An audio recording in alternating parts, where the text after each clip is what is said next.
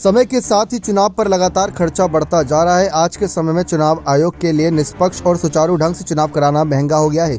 देश में पहले लोकसभा चुनाव से अब तक वोट करने वालों से लेकर वोटिंग के तरीकों तक में बहुत बदलाव आया। पहले बैलेट पेपर का इस्तेमाल होता था, जो अब ईवीएम और वीवीपैट में तब्दील हो गया है। राजनीतिक दलों की तरफ से भी बीते कुछ सालों में धन बल का ज़्यादा इस्तेमाल किया जा रहा है। इस पर भी चुनाव आयोग ने नकेल कसी है। लेकिन क्या आप जानते हैं कि आपके एक वोट की कीमत क्या है? इस बार 18वीं लोकसभा के चुनाव होंगे। इस चुनाव में लगभग 97 करोड़ से ज़्यादा वोटर्स हिस्सा लेंगे।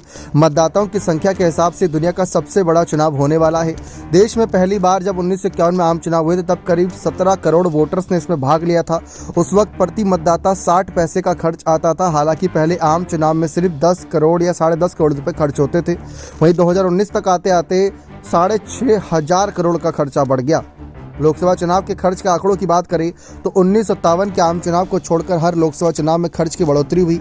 2009 से 2014 के बीच तो चुनाव का खर्च तकरीबन 3 गुना बढ़ गया।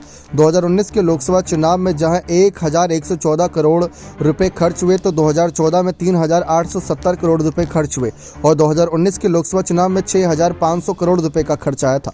अगर प्रति वोटर की बात की जाए तो पहले लोकसभा चुनाव में निर्वाचन आयोग ने प्रति वोटर 60 पैसे खर्च किए। साल 2004 में ये बढ़कर 17 रुपये और साल 2009 में 12 रुपये प्रति वोटर पर जा पहुंचा। वहीं साल 2014 के चुनाव में इसमें भारी बढ़ोतरी देखी गई। साल 2014 में प्रति मतदाता खर्च 46 रुपये हो गया।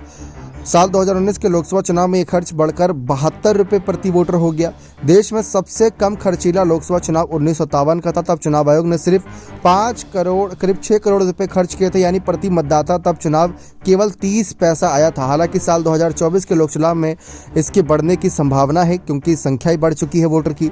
अब सभी के मन में सवाल उठ रहा होगा कि लोकसभा चुनाव का खर्च कौन उठाता है।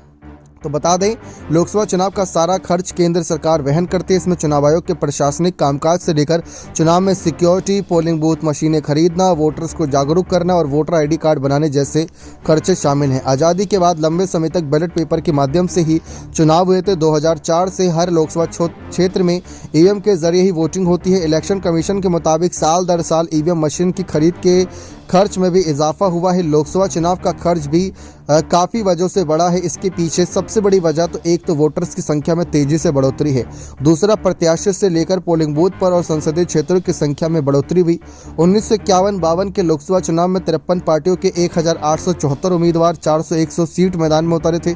2019 में संख्या काफ़ी बढ़ गई। पिछले आम चुनाव में 673 पार्टियों के 8,054 उम्मीदवारों ने 543 सीटों पर अपनी किस्मत आजमाई थी। देश भर में कुल 10,37,000 पोलिंग बूथ पर वोटिंग हुई थी उस वक्त।